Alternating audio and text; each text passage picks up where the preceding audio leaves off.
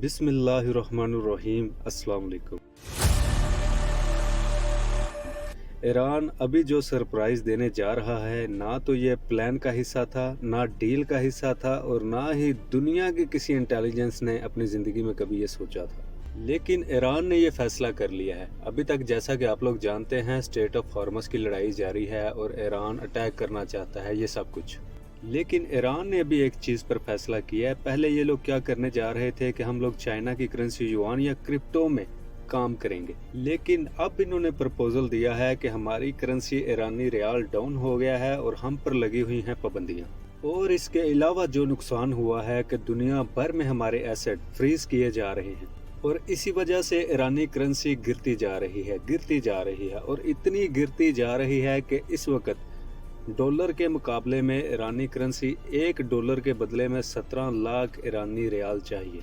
यानी कि आप इमेजिन कर लें कि इस वक्त ईरान के लिए सबसे बड़ा मसला यही है जिसको ईरान ने स्टेबल करने का फैसला कर लिया है।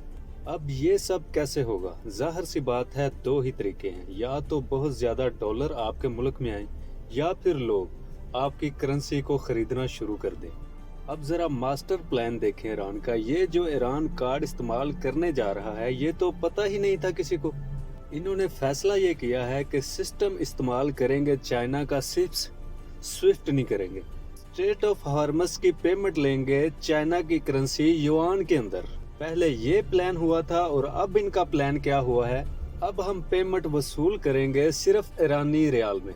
और ये सब फाइनल होने के लिए जा रहा है। अब ये इतना बड़ा झटका है कि पूरी दुनिया का निज़ाम तितर बितर होना शुरू हो जाएगा।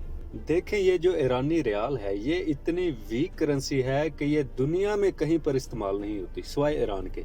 और अब इसी करेंसी को मजबूत करने के लिए अब ये काम क्या कर रहे हैं कि जितने भी अपनाए हरमज से शिप आ रहे हैं, उनको अब ये लोग ये कहेंगे कि आपने करेंसी सिर्फ ईरानी रियाल में करनी है। और सिस्टम ये इस्तेमाल करेंगे चाइना का सिप्स, जो कि ट्रैक भी ना हो सके। और ये जो अमेरिका की पाबंदियों का इशू है, ये मसला भी ख़त्म।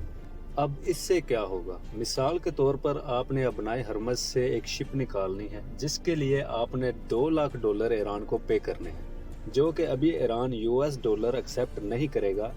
इसलिए आपने पहले ईरान की करेंसी खरीदनी है, चाहे वो डिजिटल है चाहे वो किसी भी सूरत है। ईरान की करेंसी आप खरीदेंगे, फिर उनको पेमेंट भी ईरानी रियाल में ही करेंगे, तब ही आपको इजाज़त मिलेगी अपनाए हरमज से वो शिप निकालने की। और ये सिलसिला अभी शॉर्ट टाइम या लंबे अरसे के लिए नहीं, बल्कि उम्र भर के लिए ये चलाना है। और इससे होगा क्या? दो काम होने के लिए जा रहे हैं। एक तो ईरान के पास बहुत बड़ी तादाद में डॉलर आएंगे और दूसरा ये कि दुनिया की मजबूरी बन जाएगी कि ईरानी रियाल खरीदना है, तो लोग डॉलर बेच के ईरानी रियाल खरीदेंगे और इसी से ईरान की करेंसी स्ट्रॉन्ग से स्ट्रॉन्ग तर होती जाएगी। मिसाल के तौर पर जो बहुत सारी कंपनीज हैं, उनके तो शिप आते जाते हैं डेली बेसिस पर, तो वो तो बिलियंस ऑफ डॉलर्स के पहले ही खरीद कर रखेंगे ईरानी रियाल।